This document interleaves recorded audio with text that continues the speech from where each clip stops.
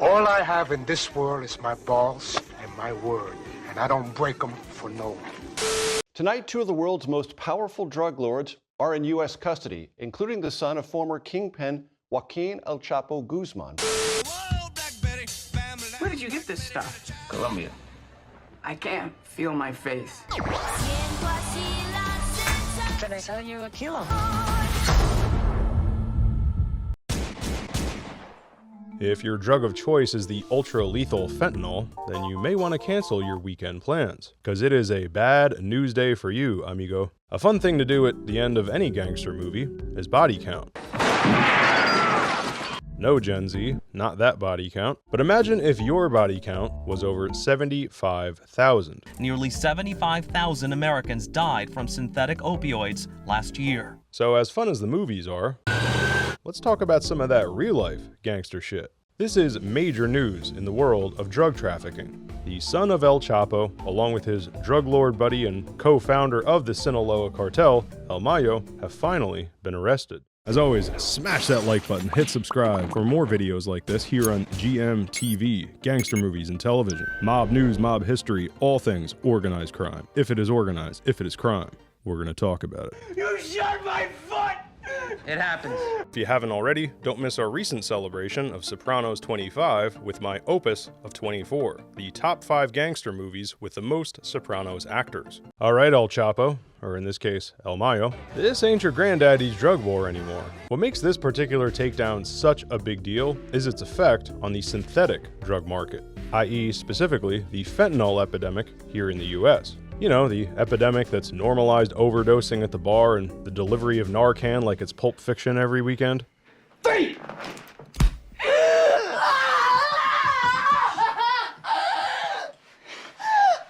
You and your friends are at the bar, that cute girl you're risen up has some blow. Next thing you know, your homie's laid out on the floor getting revived by a restaurant manager. Yeah, this shit was not happening when I was a kid. There were plenty of drugs around, but this normalization of OD deaths at the bar is getting seriously out of hand. If you're all right, then say something. Something. And here is the crime family you can thank for it. This is undoubtedly, once again, a major story for drug trafficking and crime news, so I don't want to minimize what a big deal these arrests are. But what kind of YouTuber would I be without my negative spins? Here's my hot take. Is this takedown really stopping the flow of fentanyl into the US? I'm glad it happened, but seriously, what is the time frame we're looking at for the next major cartel to rear its ugly head? Drug traffickers are the head of the hydra. Chop off one, and here comes the next one. Right behind it, just as ugly and dangerous, if not worse, than the last. Even within El Chapo's own Sinaloa cartel, El Chapo himself has been locked up for 5 years now, after being sentenced in 2019 with life plus 30. Did that major takedown stop his son, or cartel co-founder El Mayo? Unfortunately, I just don't see a long-term solution to this fentanyl epidemic. I am not saying law enforcement should give up or that there is no possible solution. I'm just saying this problem is so bad and there is so much goddamn money and power and violence attached to it. Then when you get the money, you get the power. Where is the possible end in sight? Please comment if you guys have any ideas. And I don't say that sarcastically. I'm genuinely curious what a long-term solution could look like. CBS News has learned Zambada thought he was flying to see property in northern Mexico Thursday, but was instead flown to a small airport outside El Paso, Texas, and promptly arrested.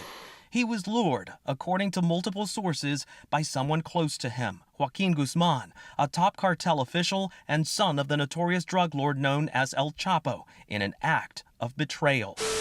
I'd say it reinforces the head of the Hydra idea I mentioned before. If one of the most powerful cartels on the planet can't even trust its own high-ranking members, then is anyone really in charge? And let's say all who represent El Chapo do get taken down. All the Chapitos, everybody, todos. Then here comes the competition to take over instantaneously. Any subscriber to this channel, and thank you for subscribing, has seen enough gangster movies to know there's always competition. This woman, I want to cut her head off.